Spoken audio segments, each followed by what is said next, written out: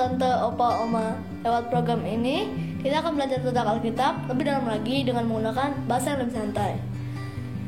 Yang mau bertanya, bisa disampaikan lewat kolom komen, dan juga jika ada yang butuh dukungan doa, bisa disampaikan lewat kolom komentar yang ada di YouTube channel ini maupun yang ada di Facebook.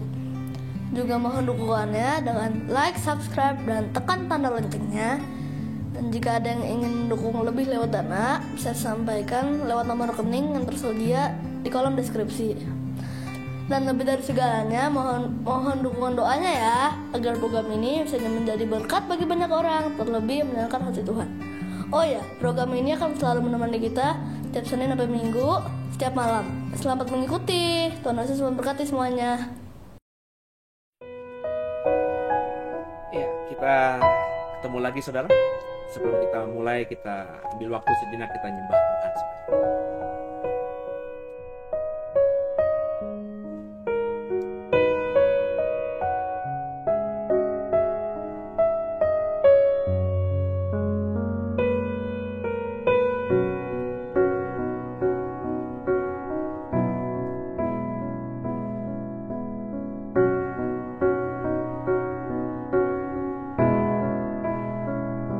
Seperti rusa yang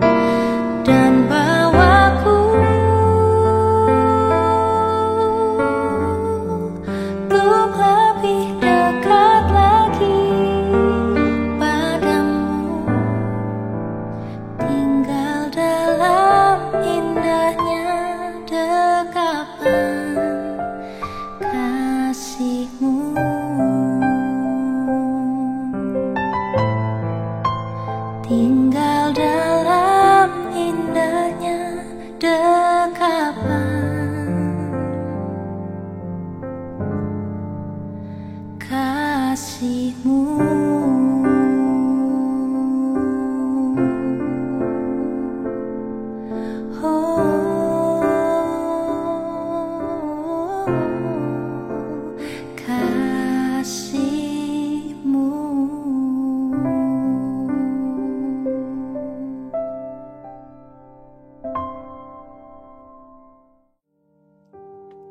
Ya, senang bersama dengan saudara pada malam hari ini. Dan kita akan lanjutkan tadarusan Alkitab kita, saudara ya. Kita akan membahas tentang 1 Yohanes atau surat 1 Yohanes. Dan sebelum kita masuk, kita satu dalam doa. Bapak mengucap syukur malam hari ini kami sudah ada kembali dalam program Deep Talk with Pase, membahas surat 1 Yohanes pasal pertama. Kami masuk dalam kitab yang baru. Bicara kepada kami Tuhan, kami siap diberkati. Haleluya. Amin. Saudara, kita coba langsung buka dulu, saudara. Ya, kita ada di satu Yohanes, saudara ya. Jadi kita sudah masuk di kitab yang baru. Dan di kitab yang baru ini kita akan belajar memahami lagi lebih tentang gereja mula-mula, ya, tentang iman Kristen mula-mula, pergumulannya seperti apa, dan bagaimana pengajaran dari para rasul tentang iman Kristen yang sejati. Dan kemarin kita baru selesaikan, sebelum kita masuk di minggu ini, saudara, ya, kita di hari Senin kemarin menyelesaikan Injil Yohanes, ya, selesai. Injil Yohanes selesai. Berarti sudah ada 6 kitab yang sudah kita selesaikan. Pertama Injil Lukas, kemudian Kisah Rasul, Surat Galatia, 1 Korintus, 2 Korintus, dan Injil Yohanes, ya. Dan kita masuk ke surat atau kitab yang ke-7, ya, yakni surat 1 Yohanes, ya. Dan surat 1 Yohanes ini dipercaya oleh para ahli teologi, ya, tentunya, oleh para teolog-teolog perjanjian baru secara lebih khusus. Itu ditulis juga oleh Rasul Yohanes, saudara, ya. Dan Rasul Yohanes ini ketika menuliskan surat 1 Yohanes dipercaya sudah cukup usia, gitu ya.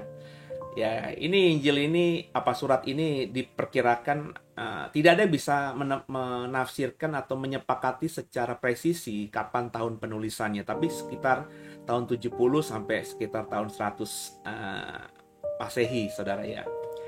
Tepatnya Injil ini atau surat ini, maafkan saya, ditulis itu setelah Yohanes keluar dari Palestina, ya.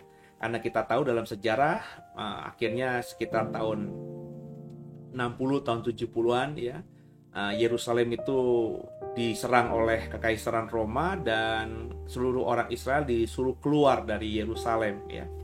Gereja atau para rasul yang tadinya kumpul hanya di Yerusalem harus keluar, dan Rasul Yohanes merupakan bagian yang harus keluar juga, ya. Akhirnya Injil sampai juga ke ujung-ujung dunia. Kita belajar dalam sejarah bahwa Rasul Yohanes itu cukup lama menetap di wilayah Efesus, saudara ya, di wilayah Asia.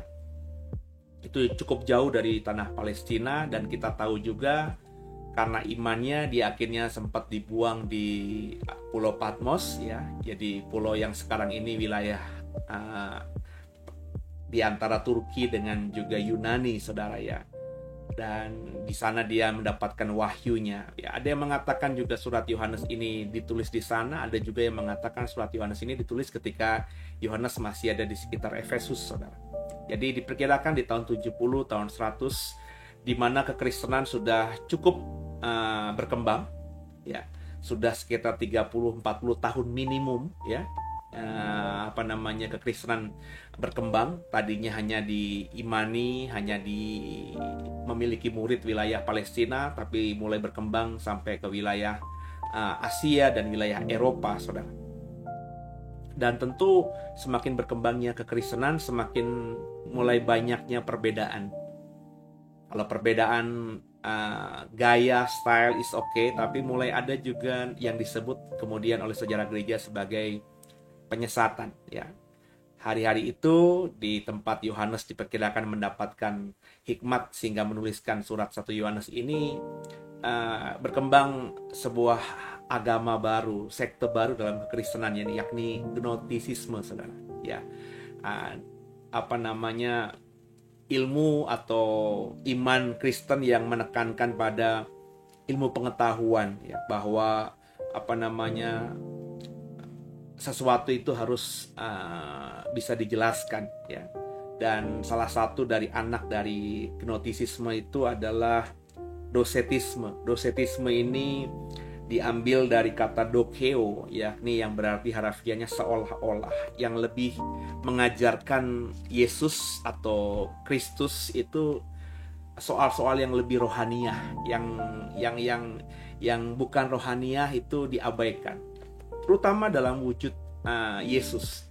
Yesus itu ilahi, roh, ya. Jadi Yesus yang manusia, Yesus yang daging itu nggak sebenarnya, karena nggak mungkin Tuhan itu menjadi manusia atau datang dengan tubuh manusia yang fana ini. Jadi dia hanya mengambil rupa saja. Jadi kalau Yesus berdarah-darah di atas kayu salib, Yesus itu menangis, Yesus itu lapar, itu hanya seolah-olah saja. Sebenarnya dia nggak mungkin begitu. Bagaimana mungkin Tuhan bisa lapar? Bagaimana mungkin Tuhan bisa haus? Bagaimana Tuhan mungkin bisa menderita gitu?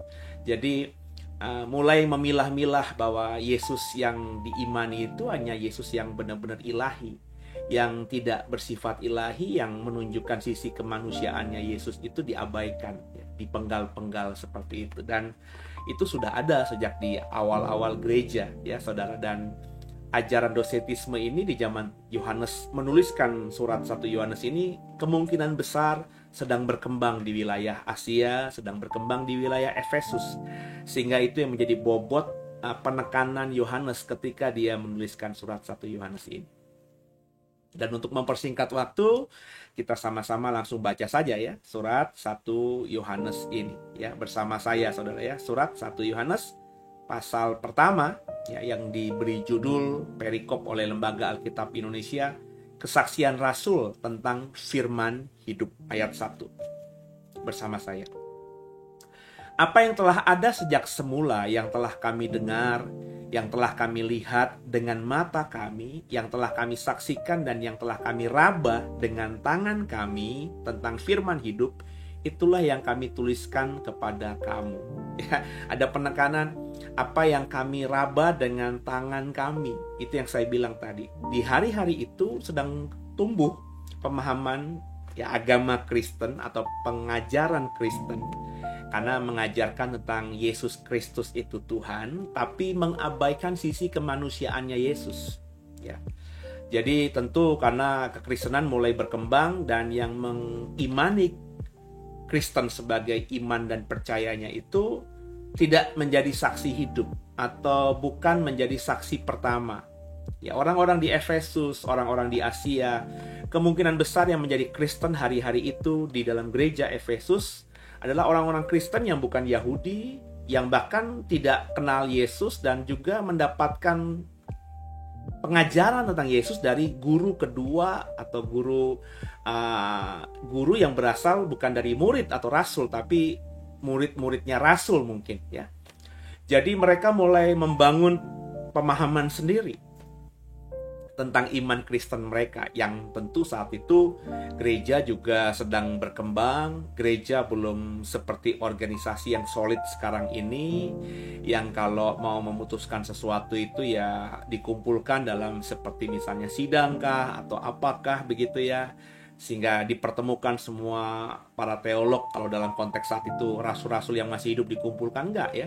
Ya, kekristenan mulai diajarkan dan setiap pengajar, setiap guru punya murid, ya mungkin akhirnya ada yang kebablasan begitu, saudara, ya. Mungkin niat awalnya tidak sedang menyesatkan, tapi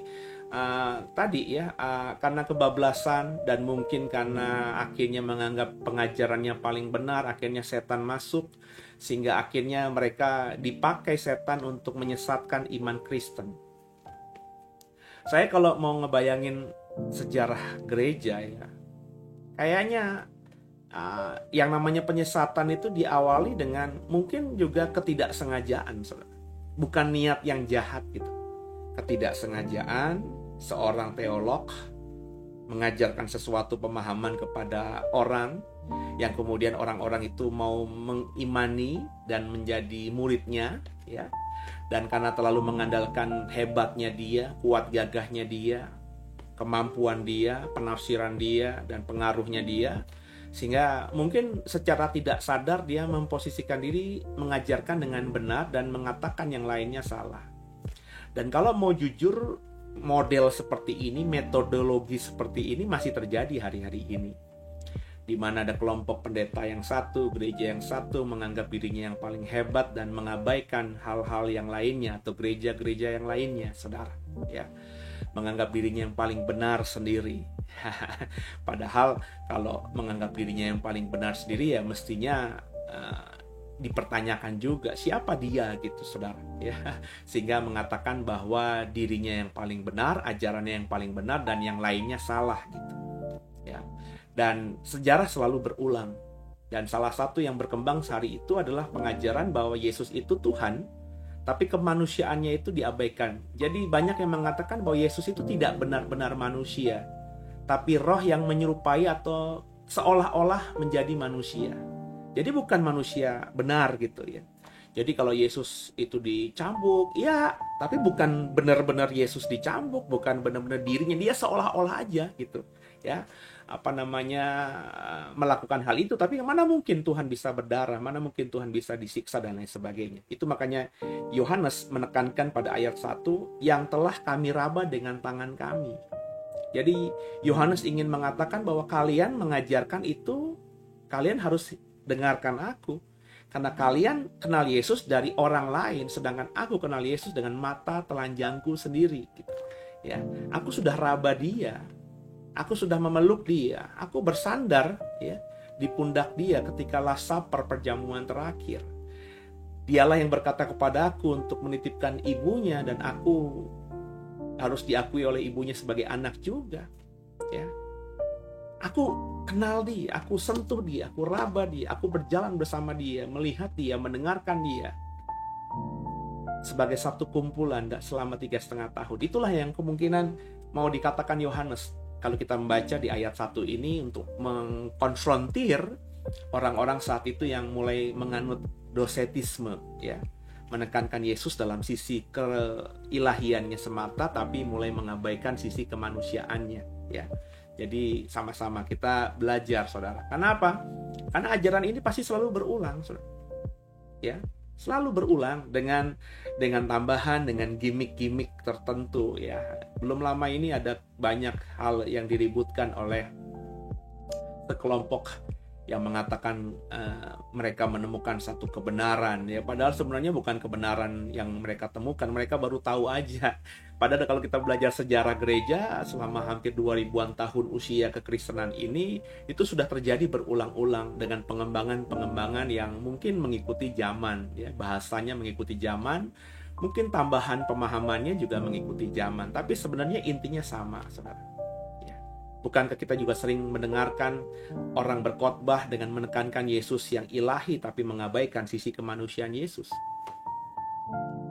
Yesus Tuhan, Yesus melakukan mujizat, Yesus anak Allah, ya, Yesus itu yang dari Allah, ya, tapi mengabaikan misalnya sisi Yesus lapar, Yesus haus, ya, Yesus sedih, ya. Yang hal seperti itu tidak pernah dikhotbahkan, ya. Kalau bagi saya mungkin itu sisi yang secara nggak sadar, ya, itu si pengkhotbah itu memposisikan Yesus lebih kepada unsur ilahinya daripada unsur kemanusiaannya. Padahal sosok ilahi Yesus dengan sosok kemanusiaan Yesus itu tidak bisa dipisahkan, itu menyatu. Allah menjadi manusia, inkarnasi, ya, menjadi daging, itu benar-benar real, ya. Tuhan menjadi sama dengan kita. Dia mengosongkan dirinya, ya, membatasi dirinya. Dia yang tadinya maha membatasi dirinya dalam sosok daging, seorang manusia yang punya keterbatasan karena tinggal dalam daging yang fana ini. Nah, itu yang mulai banyak diabaikan. Dan di tempat kami, di komunitas kami, saya secara pribadi mengajarkan yang imbang, ya. Yesus Tuhan sekaligus juga Yesus manusia, ya. Karena tanpa Yesus manusia, maka apa yang dikerjakan di atas kayu salib itu kurang sah begitu. Kalau menurut saya, saudara, ya. Jadi saya mengimani yang seperti itu, dan saya tekankan kepada semua aktivis gereja, para leader, para pastor untuk mengimani hal yang sama, ya. Kalau tidak sama, ya tentu kita tidak bisa bersama-sama dalam komunitas ini, ya. Karena apa? Karena kalau sudah leader, sudah pastor, ya harus suaranya sama, imannya sama, dan mereka mengimani yang sama. Itu yang kami ajarkan, the way ajarkan, saudara. Ya, lanjut ayat yang kedua. Hal itu telah dinyatakan dan kami telah melihatnya, dan sekarang kami bersaksi dan memberitakan kepada kamu tentang hidup kekal yang ada bersama-sama dengan Bapa dan yang telah dinyatakan kepada kami. Apa yang telah kami lihat dan apa yang telah kami dengar, itu kami beritakan kepada kamu juga, supaya kamu pun beroleh persekutuan dengan kami, dan persekutuan kami adalah persekutuan dengan Bapa dan dengan anaknya Yesus Kristus.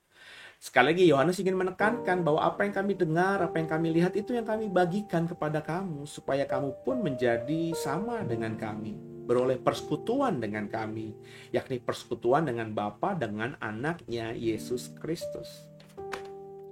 Jadi memang inilah inti kekristenan, saudara. Bahwa seorang yang berdiri di mimbar gereja itu harus mengatakan tentang Yesus, mengajarkan tentang firman Tuhan, bukan yang lainnya. Bukan tentang hal-hal yang sebenarnya not subject, bukan sesuatu yang prinsip, tapi menarik atau enak didengar gitu ya. Ya, saya tidak bilang tidak bisa dipakai, ya. Namanya kesaksian pengalaman hidup pribadi, namanya kesaksian pertobatan, apapun itu, bahkan termasuk penafsiran, itu menjadi sesuatu yang mestinya satu paket, ya, whole package dalam penyampaian firman Tuhan. Tapi yang saya mau katakan, porsinya mestinya firman Tuhan yang utama, ya, bukannya tafsir, ya, bukannya doktrin, bukannya pemahaman, ya. Sebab kalau sudah sifatnya doktrin, sifatnya pemahaman, ya tentu setiap orang berbeda-beda, saudara. Jadi apa yang tertulis di Alkitab? Makanya saya tipikal hamba Tuhan yang kalau Alkitab bisa ditafsirkan harafiah, ya harafiah aja. Nggak usah dikasih makna-makna, tambahan-tambahan, seolah-olah itu benar, padahal belum tentu benar misalnya. Ya, seperti 12 murid. Angka 12 itu apa? Ya, digalilah dari sudut pandang bla bla bla bla. Ya mungkin saja benar, tapi kan itu tidak secara substansi dikatakan oleh Alkitab. Alkitab tidak pernah mengatakan kenapa selalu 12 rasul, 12 murid gitu ya. Apakah itu kebetulan semata, ya, atau memang ada artinya? Tapi saya belajar untuk ya udah mengatakan aja 12. Arti kenapa 12-nya itu tidak saya temukan di Alkitab. Meskipun kalau kita digali gitu ya, dari sudut budaya setempat, mungkin ada maksud-maksudnya juga, tapi not important karena bukan yang Alkitab katakan. Angka 7 misalnya, ya. Ada di Injil Yohanes ada berkali-kali, ada 7 mujizat, 7 perkataan salib, ya, 7 pernyataan aku adalah dan lain sebagainya, ya. Angka 3 misalnya, ya. Ada banyak angka yang di Alkitab, contoh saja ya. Itu yang selalu diberikan arti yang seolah-olah benar gitu. Menarik ya, karena manusia sering sesuatu yang aneh-aneh model begitu gitu. Ya, keren banget ini pendetanya mengatakan bahwa Yesus ketika memerintahkan murid-muridnya untuk nabur jala ke sebelah kanan ditarik 153 ekor ikan. Wah, 153, 1 artinya ini, 5 artinya ini, 3 artinya ini, 153 artinya ini. Saudara, ya mungkin saja benar, sekali lagi ya, mungkin saja benar, namanya tafsir kan bisa benar. Tapi apakah itu alkitabiah, biblical? Nah, itu yang patut dipertanyakan, saudara. Karena Alkitab saya ketika menceritakan kisah itu ya cuma berhenti di situ. Tidak, Yesus kemudian berkata, coba hitung ikan-ikan itu, ada berapa? Oh, itu artinya apa? Kalian tahu nggak, Petrus? Oh, 1 ini menurutku, 5 ini, 3 ini. Berarti kalian dapat berkat dari Bapa, dari Allah. Yesus tidak mengatakan itu, saudara. Memang disebutkan jumlah nominal ikan yang didapat berapa, tapi berhenti di situ. Tidak dijabarkan, tidak dijelaskan lebih lanjut lagi. Jadi ngapain kita akhirnya fokus sama hal itu, padahal itu tidak ditekankan oleh Alkitab kita. Itu yang saya bilang, mengutip Yohanes tadi, ya yang aku lihat, yang aku dengar, yang aku saksikan, itu yang kubagikan. Nah, sebaiknya kita pun begini, ya. Ketika kita baca Alkitab mengatakan apa, ya itu aja yang kita bagikan. Mungkin kita bisa menambahkan dengan penafsiran-penafsiran kita, tapi ingat, itu bukan yang harus menjadi porsi utama. Ya, karena namanya penafsiran, masih ada kemungkinan salahnya. Gitu ya, saudara ya. Lanjut, kita baca ayat yang kelima. Ayat keempat. Dan semuanya ini kami tuliskan kepada kamu, supaya sukacita kami menjadi sempurna. Ya, itu perikop pertama di 1 Yohanes ayat 1 sampai ke 4. Yohanes menuliskan ini supaya sukacitanya sempurna, ya. Karena tadi ada problem di gereja Efesus hari-hari itu. Diperkirakan kalau Yohanes menuliskan surat ini di Efesus, ada banyak perkembangan Kristen yang nanti mengarah pada kesesatan, saudara. Hal-hal yang disebut oleh Alkitab sebagai penyesatan. Ya. Jadi kita belajar hari ini, ya, menempatkan Alkitab yang utama. Makanya ya saya senang dalam program ini saya mengatakan ya mengajarkan apa yang tertulis saja, ya. Coba perhatikan Bapak Ibu, sepanjang kita atau saya memimpin tadarusan Alkitab ini 6 kitab, apakah saya pernah membagikan sesuatu yang tadi yang bersifat sesuatu yang nggak penting di Alkitab tapi saya bagikan? Enggak, saya nggak fokus ke sana. Saya fokus cuma pada kerikmanya, inti dari cerita itu apa, pesan moralnya apa, pembelajaran kebenarannya apa. Sehingga ketika yang kita dapatkan yang penting-pentingnya itu, kita tumbuh menjadi orang Kristen yang semakin dewasa. Karena yang kita konsumsi adalah hal-hal yang penting saja, bukan hal-hal yang tidak penting. Ya. Saya kenal seorang yang lebih senang hal-hal yang nggak penting-penting tadi, seperti angka, ya, seperti kode Alkitab, kode sandi di Alkitab. Saya tidak bilang itu salah, saudara. Bisa jadi benar, ya. Tapi ya tadi semua itu terlalu absurd gitu ya, terlalu abu-abu, ya. Ya. Katanya menurut bahasa Ibraninya, bahasa Yunaninya, nubuatan ini akan terjadi. Ya, saudara, bisa jadi benar. Tapi menurut saya apakah Tuhan sedemikian ribetnya gitu untuk memberikan pesan kepada umatnya gitu dengan kode-kode Alkitab dan lain sebagainya? Padahal kita tahu juga, kalau boleh jujur ya, Alkitab yang dalam bentuk aslinya, tulisan surat Yohanes yang pertama ini, yang aslinya kan sudah tidak diketemukan lagi. Yang ada hanya salinan dan salinan. Namanya penyalinan, ya, penyalinan dalam alfabet atau dalam huruf Hebrews dengan huruf Yunani, namanya penyalinan kan ada bisa jadi kesalahan, kesalahan penyalinan, ya, entah titik, entah koma, ya, entah tanda baca, entah huruf, bisa jadi. Apalagi kalau kita mempelajari huruf Ibrani itu tidak ada vokal di situ, ya, semuanya huruf-huruf mati semuanya gitu, saudara ya. Jadi kita harus yang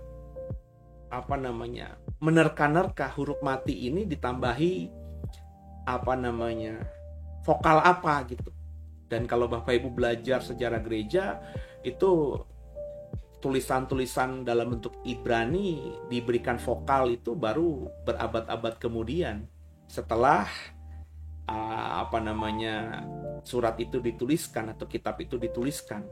Yang menambahkan vokalnya ya orang-orang terkemudian, ya, para Kristen, ahli-ahli Taurat, orang Kristen, ahli Alkitab yang kemudian, bukan yang menulis aslinya. Jadi ketika itu dijadikan hal yang major ya, sehingga baru disusun, dicari-cari, itu bagi saya lebih mirip ke gatuk-gatuan ya, dicari-cari saja ya. Saya tidak bilang apakah itu semuanya salah, enggak, bisa jadi benar, tapi ukuran kebenarannya itu ya mestinya kita mempertanyakan.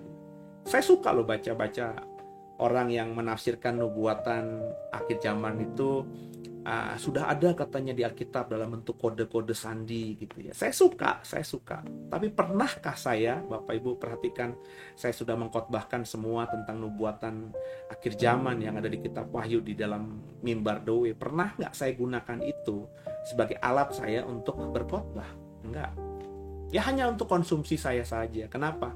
Karena bagi saya yang dikatakan Alkitab secara harafiah itulah yang harus di-sharingkan. Ya, harus dibagikan. Apa yang saya baca, saya dengar, saya lihat di Alkitab inilah yang paling utama yang harus saya bagikan. Yang lain-lain itu ya hanya untuk konsumsi saya saja. Ya, kalau saya sejahtera sekali, damai sejahtera sekali, yakin banget dapat peneguhan berkali-kali dari Tuhan soal penafsiran model seperti itu, mungkin baru saya akan sampaikan. Tapi sampai hari ini semua buku-buku itu saya baca, tapi hanya saya simpan saja di lemari dan tidak pernah saya gunakan sekalipun untuk berkhotbah. Karena saya menganut tadi, ya saya khotbah hanya dari Alkitab saja.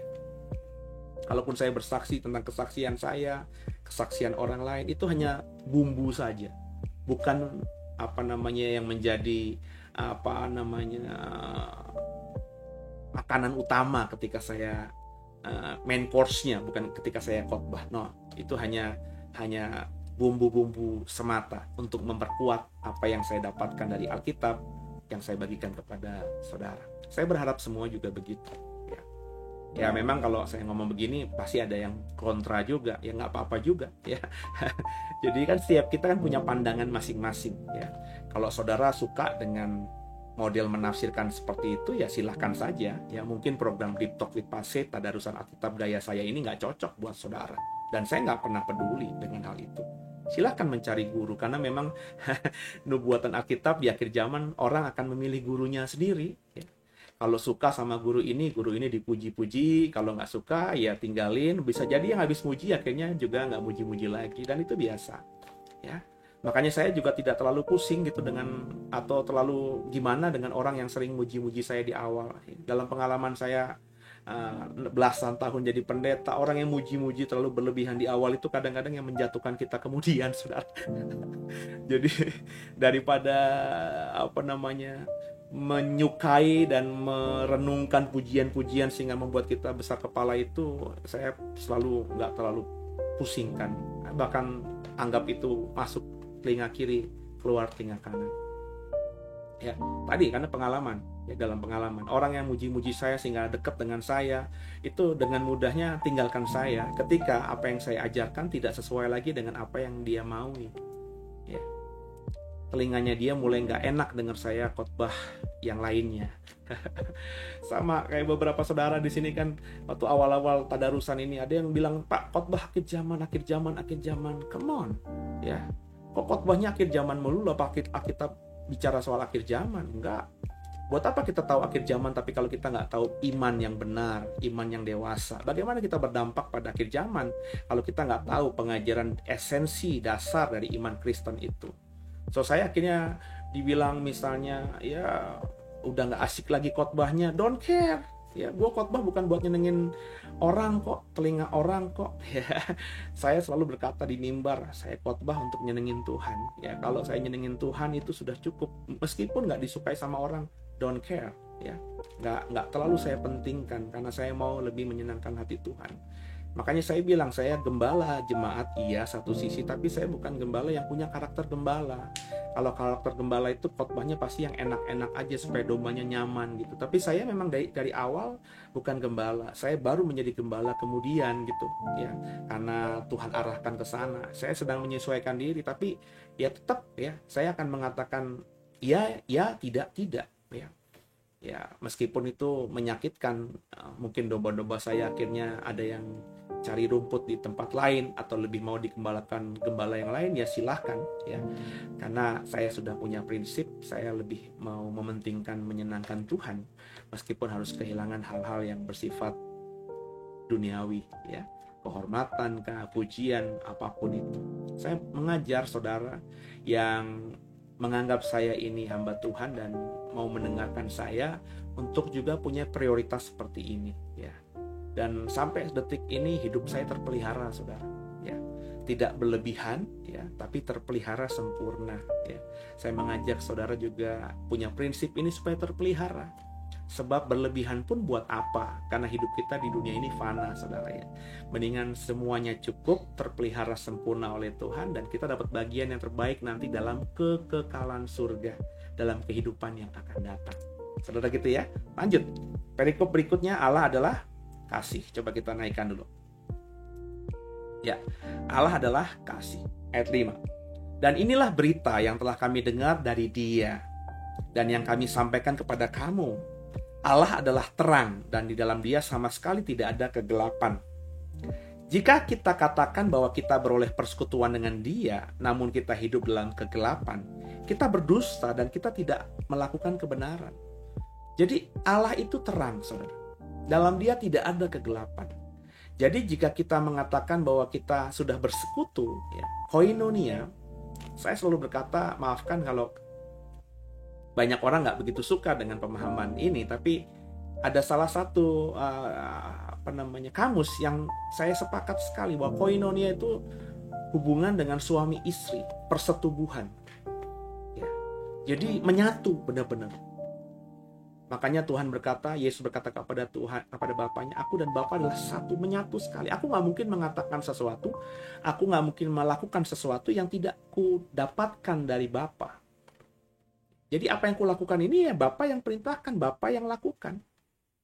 Aku hanya copy paste saja. Nah seperti itulah persekutuan itu saudara. Jadi kalau ada orang yang mengatakan, kata Yohanes, dia bersekutu dengan Bapa, koinonia dengan Bapa, menyatu seperti layaknya hubungan suami istri, persetubuhan dengan suami istri, seperti suami istri bersetubuh gitu ya. Tapi dia masih melakukan kegelapan, maka dia berdusta dan tidak melakukan kebenaran. Dan ini yang berkali-kali saya katakan kepada banyak orang di luar sana, untuk pilih guru, pilih pendeta, pilih pengkhotbah. Ya. Sebab orang mengatakan kebenaran itu, orang mengatakan dia percaya, beriman, apa susahnya saudara? Ya. Hari-hari ini banyak sekali orang dengerin khotbah-khotbah dari seseorang yang baru bertobat ya. Yang mungkin dia artis kah, mungkin dia itu punya nama selebritis kah gitu ya. Terus kita undang dia untuk berkhotbah. Kalau untuk bersaksi oke lah, kesaksian pertobatan dia gitu ya. Tapi kalau untuk berkhotbah nanti dulu saudara. Sebab banyak sekali orang cari makan ya lewat apa yang disebut dengan agama itu ya, hari-hari ini ya. Jadi lihat dulu hidupnya dia. Benar-benar sudah dalam terang atau belum? Masih hidup dalam kegelapan nggak? Bagaimana rumah tangganya? Bagaimana hubungannya dengan istrinya, dengan pasangannya, dengan anak-anaknya? Ya. Apakah masih ada perselingkuhan, perzinahan, perceraian, kawin cerai, dan lain sebagainya? Ya kalau masih hidup seperti itu dan dia mengaku dia sudah hidup dalam persekutuan dengan Tuhan, maka dia berdusta. Dan orang ini hidup dalam kegelapan. Nah ngapain kita dengarkan orang model seperti ini? Itu yang mau saya katakan saudara. Jadi kita belajar sekarang ini untuk melihat. Jangan menghakimi satu sisi. Saya ngomong sebaliknya. Ketika kita tahu ada orang dulu berbuat dosa, orang ini salah, ya. Kemudian bertahun-tahun kemudian dia juga menjadi pengkhotbah atau seseorang yang melayani Tuhan. Nah, jangan gara-gara apa yang kita tahu di masa lalu itu kita cap dia masih seperti ini. Karena bisa jadi orang berubah, saudara. Tadinya gelap, sekarang terang. Bisa jadi ketika dia mengalami Tuhan, dia bertobat, dia berubah. Dan dia mau berubah. Dan Roh Kudus tolong dia. Yang diukur tuh apa? Ukuran hari ini, saudara. Bukan kemarin. Nah, banyak orang tuh ukurannya kemarin. Kemarin dia hebat. Nah, kemarin. Wah, kemarin dia jahat. Ya kemarin, saudara. Hari ini, per hari ini, lihat hidupnya dia. Ya. Jadi makanya harus kenal orang. Kalau memang kau mau denger dia, kau mau ikuti dia, cari tahu orang itu. Ya. Jadi jangan langsung menghakimi gitu. Makanya saya selalu mengatakan kepada banyak orang, hari ini siapa sih pendeta yang tidak punya channel YouTube? Apalagi pendeta yang punya gereja cukup besar, gereja di kota, pasti punya YouTube. Ya. Terus kalau kau dengar khotbahnya dia baru sekali, terus mungkin dia di situ ada salah ucap atau mungkin pemahamannya tidak sesuai dengan pemahaman iman kita, jangan komentarin ya di sosmednya dia, ya di YouTube-nya dia dengan kata-kata yang seolah-olah menghakimi, ya seolah-olah dia salah. Nah, saudara cuma kenal dia di khotbahnya dia doang. Udah gitu baru satu khotbahnya dia yang kau denger, dan karena berbeda kau langsung berkata dia salah. Nanti dulu, saudara. Bisa jadi dia salah ucap. Bisa jadi memang butuh pemahaman karena beliau atau pendeta tersebut menyoroti dari sudut pandang yang berbeda dengan cara saudara memandang kasus itu yang berbeda. Kacamatanya berbeda. Nah, kan harus ada diskusi dulu, ngobrol dulu, jangan langsung menghakimi. Taruhnya misalnya di kolom komentar yang bisa dibaca oleh banyak orang, sehingga orang yang nggak tahu akhirnya jadi tahu. Perdebatannya jadi konyol, nggak jadi berkat bagi banyak orang. Orang yang tadinya tidak kenal Kristen mau jadi Kristen, dengar orang Kristen berdebat di sosial media seperti itu, akhirnya seperti apa? Makanya saya bilang, saudara, kalau saya nih ya, saya tidak pernah komentarin ya. Dulu mungkin iya di awal-awal saya melayani Tuhan, ketika saya masih muda, jiwa muda saya meluap-meluap gitu ya. Tapi hari-hari ini sudah, apalagi ketika saya mengembalakan, nggak pernah tuh ya saya komentarin orang yang negatif gitu di dalam status sosial mereka. Dia mau ngepost apa kek, saya nggak pernah itu taruh komentar negatif yang bisa dibaca orang ya. Kalau saya nggak suka dengan nggak sepakat misalnya dengan pandangan dia, dan kebetulan saya kenal dekat dengan dia, maka saya japri dia. Japri saudara, beda dengan taruh komentar di tempat yang bisa dibaca orang. Saya japri ya, misalnya taruhlah misalnya seperti adalah ya nggak usah sebut nama lah, teman-teman gitu, saya kenal banget gitu ya, saya japri. Kok lo bikin status di Facebook seperti itu sih? Kok IG lo statusnya seperti itu sih? Nggak salah tuh. Atau kok khotbah lo di YouTube begitu sih? Di topik ini nih yang diupload kemarin di hari ini nih, gue denger lo ngomong begini, nggak salah tuh. Japri, saudara. Dengan japri tentu saya lebih personal gitu ya. Juga nggak menghakimi, saya minta klarifikasi. Itu maksudnya apa? Dan ketika mungkin dia punya pandangan yang berbeda dengan saya, ya coba kita diskusikan. Tapi bukan berarti memaksakan kehendak supaya dia ngikutin saya dan berubah. Nggak juga. Kalau emang perbedaan itu tidak bisa diketemukan jalan tengahnya atau kesamaannya, ya sudah, saudara. Berarti dia menafsirkan sesuatu yang berbeda dengan saya. Paling tidak bagian saya selesai gitu kan, sudah ta'aruf gitu ya, sudah konfirmasi ya. Tapi japri. Tapi kalau saya nggak kenal juga ngapain? Saya nggak kenal, maksud saya japri orang yang nggak saya kenal gitu loh ya. Apalagi kalau pendeta-pendeta yang punya nama yang besar-besar itu, masa saya japri dia? Apalagi pendeta itu lebih senior dari saya, masa saya japri dia gitu ya? Siapa saya yang junior ini bisa ya usia mungkin udah tua, tapi beliau-beliau ini lebih senior gitu ya, usia 60-70 tahun gitu misalnya. Masa saya yang menegur begitu ya? Kalau ada linknya ya mungkin saya bisa ngobrol sebagai layaknya nanya murid ke orang tua, ke guru, anak orang tua. Tapi kalau nggak punya linknya ya mau apa? Ya, kecuali kalau fatal banget ya saya nggak punya linknya, saya akan bikin materi di channel saya soal hal itu. Tapi kalau misalnya bukan hal yang vital, ya cuma masalah tafsir yang nggak terlalu penting banget. Kalau bagi saya mah nggak usah pentingin. Nah, jadilah netizen, jadilah jemaat Kristen, orang Kristen yang bijaksana juga. Kalau emang nggak suka sama khotbah gereja tertentu, pendeta tertentu, karena berbeda dengan kita, ya sudah, ya nggak usah ditaruh di kolom komentar seolah-olah kau paling pintar dan menghakimi mereka. Udah diem aja. Ya, kalau nggak suka, merasa terganggu, tinggal unsubscribe, selesai kan saudara. Atau tidak follow lagi dia, unfollow, selesai kan saudara. Ya, itu makanya di Instagram juga saya berusaha untuk tidak follow siapa-siapa saudara. Ya, itu kadung di awal saja, karena ketika dulu saya bikin Instagram, istri saya yang bikin, terus dia follow orang-orang yang terdekat dengan saya gitu ya, jemaat atau teman-teman saya. Padahal saya nggak suruh follow mereka gitu, karena tadi ya saya belajar untuk memurnikan diri aja. Ya kalau teman-teman ini bikin status yang aneh-aneh, kalau saya tahu kan jadi saya keganggu juga gitu kan ya.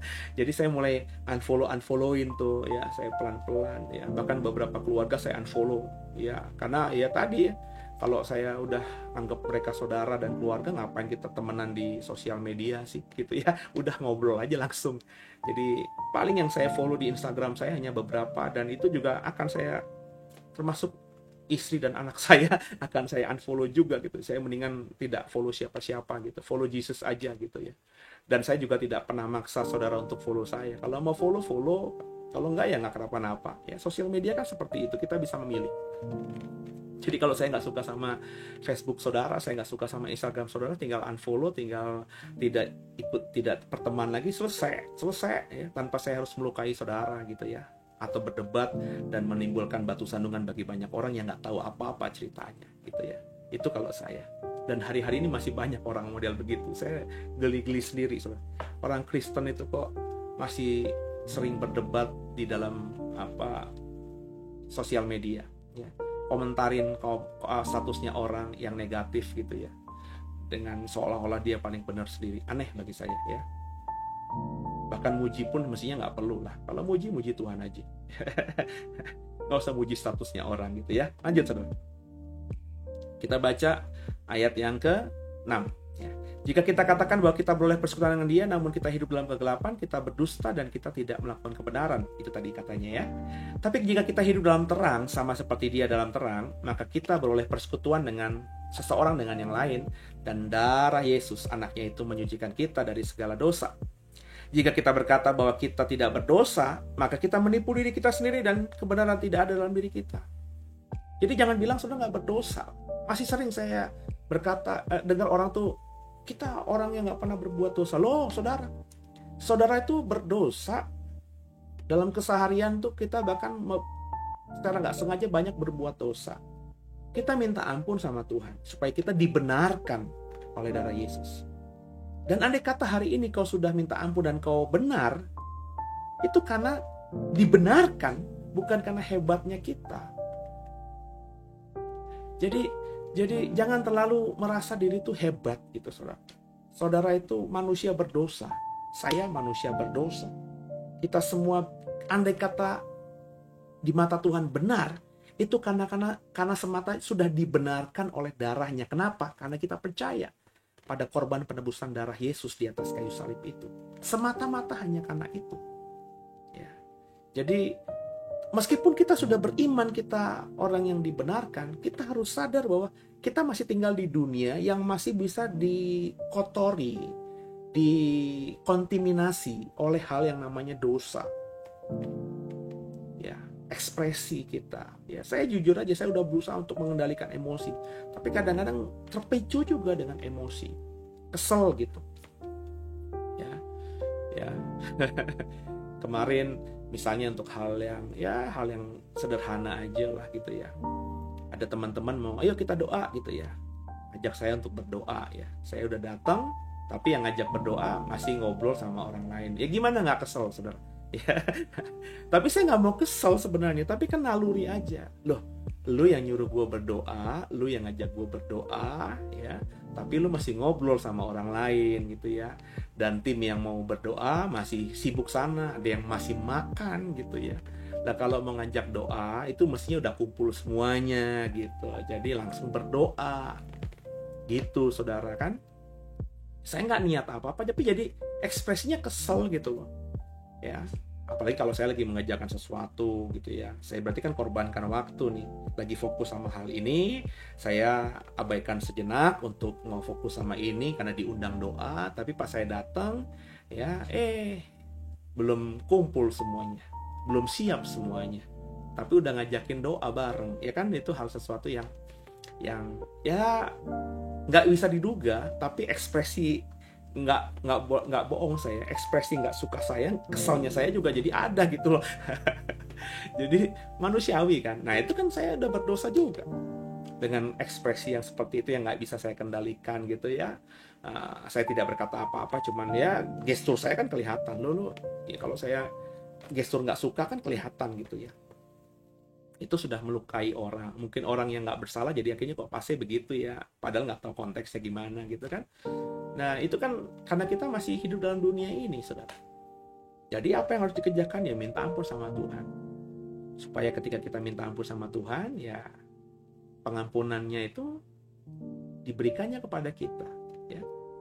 Kalau kita nggak minta ampun sama Tuhan ya masa pengampunannya dilakukan kepada kita? Oh ya, Tuhan sudah selesaikan itu dosa di atas kayu salib ya. Tapi dosa yang diselesaikan di atas kayu salib itu dosa yang diakui oleh kita. Lah kalau kita nggak mengakui dosa itu, bagaimana bisa diampuni? Jadi kalau kita mengakui dosa kita, apapun dosa itu, mau dosa yang kemarin, sekarang, atau masa depan, tapi kalau kita mau akui, korban salib Yesus itu sudah mengampuni, pasti mengampuni semuanya. Tapi harus ada kesadaran kita yang bertobat minta ampun. Ya, jadi nggak serta-merta gitu. Ya, ketika kita percaya korban darah Yesus, terus kita bisa bertindak semena-mena, nyakitin orang, marah-marahin orang, ngelukain hati orang, berbuat dosa, terus tanpa minta ampun. Loh kan gue udah percaya sama salib Yesus, maka semua perbuatan kita yang kita buat sengaja itu otomatis diampuni. Gak gitu, saudara. Kalau modelnya begitu, itu bukannya bapak yang mendidik anaknya. Ya. Apakah saudara juga seperti itu kepada anak saudara? Ya udahlah ya, papa pokoknya akan jaga dan pelihara kalian. Dah kalian mau jadi apa terserahlah. Terus anak kita narkobaan udah biarin gak apa-apa. Kan gak gitu, saudara. Kalaupun anak kita mau bertobat, tidak mau narkoba lagi, tidak mau mabuk-mabukan lagi, kan dia harus ngomong sama kita, Pak, minta maaf ya. Kan begitu. Ketika anak kita minta maaf dengan hati yang hancur, masa kita orang tua tidak mengampuni? Kan begitu. Sampai kita mati pun kalau anak kita bertobat minta ampun, sujud di kaki kita, pasti kita ampuni, namanya anak kita sendiri. Kan begitu, saudara. Sama kayak Bapa di surga. Tapi kalau anak kita tidak mengakui salahnya, dia terus hidup dalam dosa, kita nasehatin, kita tegur, kita hukum, dia masih terus ngebandel, ya mau gimana? Itu pilihan dia berarti kan. Ya, masa kita penjara, masa kita kerangkeng, kita ikat, kan enggak juga. Masa anak kita ikat. Jadi pemahamannya harus seperti itu, saudara. Ya, Alkitab harus dibaca dengan benar. Lanjut ya, kita baca. Ya, jika kita berkata bahwa kita tidak berdosa, maka kita menipu diri sendiri dan kebenaran tidak ada dalam kita. Jika kita mengaku dosa kita, ayat 9 perhatikan. Jika kita mengaku dosa kita, maka Ia adalah setia dan adil, sehingga Ia akan mengampuni segala dosa kita dan menyucikan kita dari segala kejahatan. Semudah itu sebenarnya. Dosa seberat apapun, semudah itu, tinggal kau mengaku dosa saja, bertobat saja, maka Tuhan akan mengampuni. Masa yang semudah itu aja saudara anggap susah sih? Alah udahlah, nggak perlu basa-basi lah, minta maaf sama Tuhan lah. Kan Tuhan sudah mengampuni dosaku. Dosa yang dulu, sekarang bahkan dosa yang belum kuperbuat juga sudah diampuni. Lah, masa dosa belum diperbuat diampuni, saudara? Kan itu masih kita nggak tahu ke depan. Nah kalau kita berdosa, kita tinggal minta ampun, ayatnya jelas. Tuhan pasti mengampuni karena Ia setia dan adil, karena pengampunannya itu berlaku buat kita yang mau percaya pada korban salib Yesus. Ya, even bahkan ketika kita sudah tinggal beberapa detik terakhir hidup kita di dunia ini, ketika kita ingat bahwa kita sudah percaya dulunya dan kita bebal, keras hati, tegar tengkuk buat dosa, terus di sisa detik terakhir kita bilang, Tuhan Yesus ampuni saya, maka dosamu yang berat kayak apapun itu, pasti saya yakin Tuhan akan ampuni. Tapi ini tentu menjadi milik hanya pengikut Tuhan, orang yang sudah percaya kepada Yesus. Karena ayat-ayat ini kan ayat yang ditulis oleh Yohanes kepada orang Kristen. Ya. Jika kamu mengaku dosamu, ya, jika kita mengaku dosa kita, bahasanya kita, berarti Yohanes yang menulis dan orang yang membaca suratnya. Yohanes adalah pengikut Yesus. Orang yang baca suratnya adalah pengikut Yesus. Ini bukan bagi orang yang di luar Kristen. Bukan agama ya, di luar Kristen. Sebab saya udah berkali-kali bilang agama is not important. Ya. Karena banyak orang beragama Kristen saya bilang, tapi hidupnya tidak seperti orang Kristen. Buat apa gitu? Nah, kalau kita Kristen, kita pengikut Kristus, buat dosa, andai kita kilaf, tergoda berbuat dosa dan kita jatuh dosa, tinggal minta ampun datang kepada Bapa, maka Bapa akan memberikan pengampunannya. Itu yang dikatakan 1 Yohanes 1 ayat 9, ayat 10. Jika kita berkata bahwa kita tidak ada berbuat dosa, maka kita membuat dia menjadi pendusta dan firman-Nya tidak ada dalam kita. Iyalah, kalau kita berkata kita tidak pernah berdosa, dari kecil nih, dari lahir saya nggak pernah berbuat dosa. Lah, berarti buat apa dong dia menebus dosa kita? Ya, berarti dia berdosa dong, dia berdusta dong. Katanya memikul segala dosa kita. Ada orang yang tidak berdosa sepanjang hidupnya. Ya enggak, saudara. Semua manusia pada dasarnya, semua manusia sudah jatuh dalam dosa, dan upah dosa adalah maut. Tidak ada manusia yang hidupnya benar, saudara. Siapapun itu. Tapi kita yang percaya kepada Yesus yang sudah menebus dosa kita, ketika kita minta ampun seberat apapun, sedahsyat apapun dosa yang sudah kita perbuat, kalau kita mau datang kepada Dia dengan hati yang sungguh, minta ampun dan mau berjanji bertobat sungguh tidak melakukan dosa lagi, maka dosa kita akan diampuni. Ya. Jadi jangan bilang sama saya lah, saya tidak pernah berbuat dosa. Saya aja bilang saya masih bisa berbuat dosa. Tentu bukan dosa yang saya sengaja, dosa yang tidak saya sengaja. Saya nggak pernah merencanakan sih, jujur aja, untuk saya mau melukai orang, mau menghajar orang, mau memfitnah orang, nggak pernah gitu, saudara. Tapi ya namanya manusia yang masih hidup dalam dunia ini, ya ekspresi-ekspresi yang mungkin tidak saya sengaja, yang bisa melukai hati orang lain, itu ya mungkin bisa sering terjadi. Saya marah sama anak saya, anak keselnya marahnya agak panjang gitu ya, terus melukai anak saya, apakah itu bukan dosa? Padahal kan marah ke anak itu hal yang biasa. Anak salah ya harus dimarahi dong. Tapi kalau saya lagi banyak tekanan terus marahnya jadi panjang gitu ya, sehingga melukai hati dia, apakah saya tidak berbuat dosa? Nah, kalau berbuat dosa gimana? Ya pertama minta ampun sama Tuhan. Tuhan, tadi gue kilaf, marahin anak gue kepanjangan, kata-kata yang nggak mesti diucapin jadi diucapin. Udah beres sama Tuhan, datengin anak, peluk dia. Kamu salah tadi, tapi Papa juga salah marahin kamu tadi pakai kata-kata begitu. Maafin Papa ya. Selesai.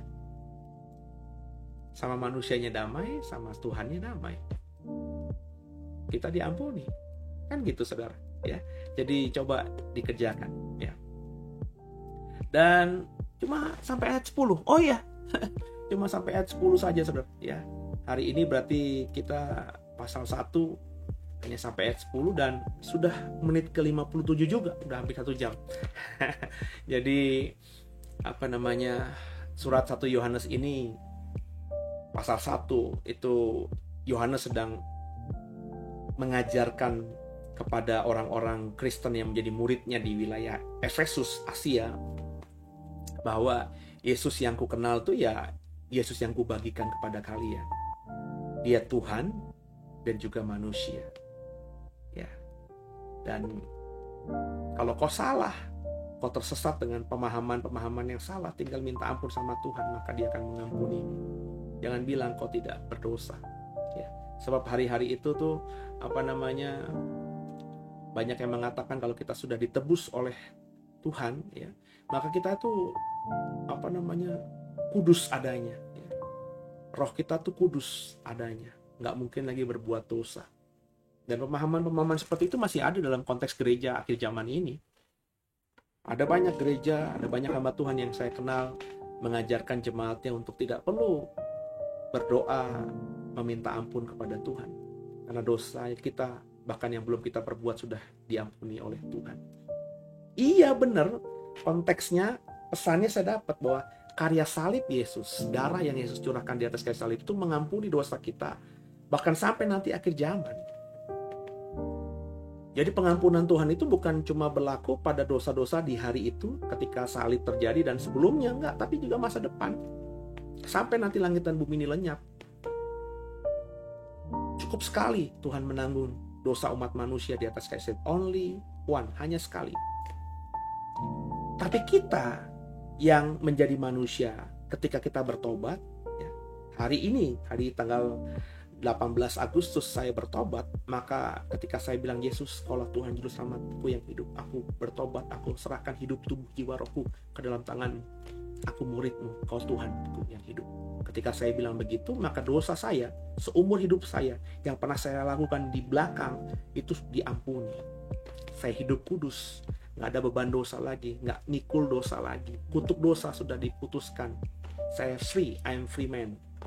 Tapi wujud pertanggungjawaban saya ke depannya, saya harus hidup benar, hidup kudus, sesuai dengan apa yang Tuhan katakan. Nah, dalam perjalanan menuju nantinya itu, dalam proses saya menjaga hidup saya kudus sampai akhirnya nanti saya itu, apakah saya bisa hidup kudus senantiasa? Maunya saya begitu. Tapi kan sebagai manusia kalau mau jujur kan, kita sering-sering nggak sengaja gitu. Kalau nggak sengaja apakah bukan dosa? Dosa juga. Karena tadi kecenderungan hati manusia itu lebih mudah berbuat dosa kan. Nah, solusinya apa? Tuhan katakan di 1 Yohanes 1 ayat 9 tadi. Ya udah, minta ampun kalau kau ngerasa kau salah. Kau berbuat dosa yang tidak kau sengaja. Kau melukai hati orang lain. Kau nggak sengaja kan, nak? Ya udah, minta ampun. Oh, kau sengaja? Ya udah, kalau sengaja pun kau minta ampun. Selesai. Semudah itu. Tapi ada banyak orang berkata nggak perlu lagi, ya. Nggak usah minta maaf, nggak usah minta ampun lagi, nggak usah bertobat lagi. Pertobatan sekali untuk selama-lamanya. Wah, pengakuan dosa sekali untuk selama-lamanya. Nah, iya kalau dia bisa hidup benar gitu loh. Tapi kan faktanya tidak. Kita kan yang paling tahu diri kita kan kita sendiri. Makanya berkali-kali saya bilang jujur sama diri. Jujur sama diri. Introspeksi diri. Yang menilai diri kita tuh sebaiknya kita dulu, sebelum kita yang menghakimi diri kita tuh kita dulu, daripada nanti kita dihakimi sama Tuhan gitu loh. Kalau kita sedang menilai diri kita, menghakimi diri kita, kita salah, segera bertobat, selesai. Supaya penghakimannya nanti tidak terjadi atas kita, kan begitu. Nah, itu permasalahan banyak orang mau jujur sama diri sendiri aja nggak berani. Ya, saya mengajak malam hari ini siapapun saudara yang dengar program ini, mau yang langsung hari ini tanggal 19 Agustus ya, hari Kamis malam yang dengarkan materi ini, ataupun nanti yang ikuti secara siaran tunda kapan saja, kalau dengar program ini segera minta ampun sama Tuhan. Teruslah pegang itu. Kalau ke depan salah, ya sudah, segera minta ampun, maka pengampunannya ada buat kita.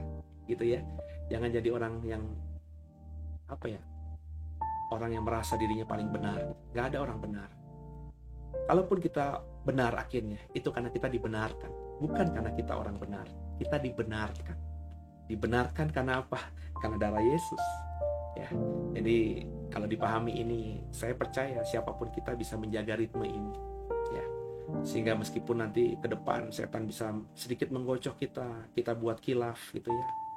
Ketika kita sadar minta ampun sama Tuhan, kita dimurnikan lagi. Tapi jangan diulangi lagi, jangan buat dosa yang sama lagi. Itu maksud saya, jangan konyol gitu ya. Kalau gitu gampang ya. Kalau gitu saya habis buat dosa minta ampun, buat dosa minta ampun. Ya, kalau kau masih anak-anak sih seperti itu.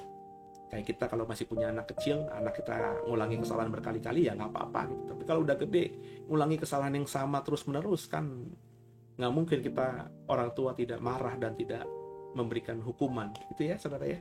Jangan sampai hukuman Tuhan terjadi atas kita. Tuhan menghukum kita bukan berarti karena dia ingin melukai kita, enggak. Tuhan menghukum juga bukan dengan cara yang aneh-aneh gitu.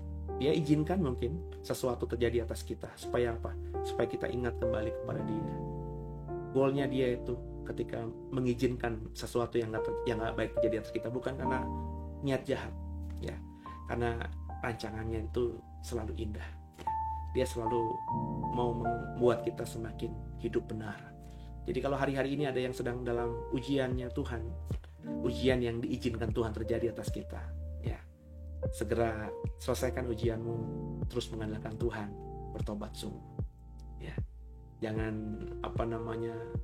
jangan terlalu lama menikmati ujian, ya.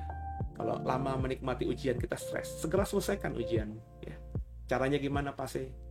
Andalin Tuhan, ya. Minta tolong sama Tuhan supaya ujian berat ini bisa segera berakhir, ya. Lewati proses itu, terus minta ampun sama Tuhan, hidup bersama dengan Tuhan sepanjang hidup kita.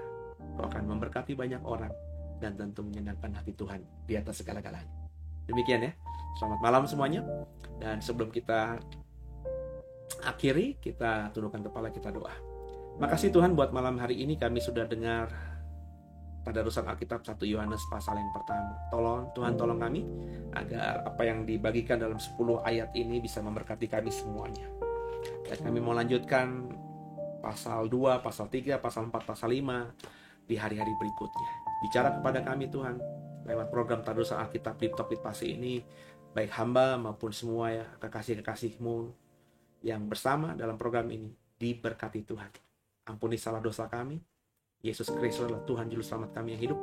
Dan malam hari ini kami serahkan tubuh jiwa roh kami hanya kepada Tuhan. Kaulah yang memiliki kami. Haleluya. Amin. Selamat malam semuanya. Selamat istirahat. Saya doa semuanya diberkati Tuhan. Dan hari Jumat besok bangun pagi dengan tubuh yang bugar, tubuh yang pulih, tubuh yang sehat. Sehingga pekerjaan di weekend selesai. Sehingga kalau Sabtu ada libur weekend, Minggu libur weekend, kau bisa weekend sambil menikmati kebersamaan dengan keluarga, orang yang kau cintai. Di tengah pandemi masih bisa bahagia. Dan hari Minggunya bisa bersekutu dengan Tuhan. Selamat malam semuanya. God bless you all.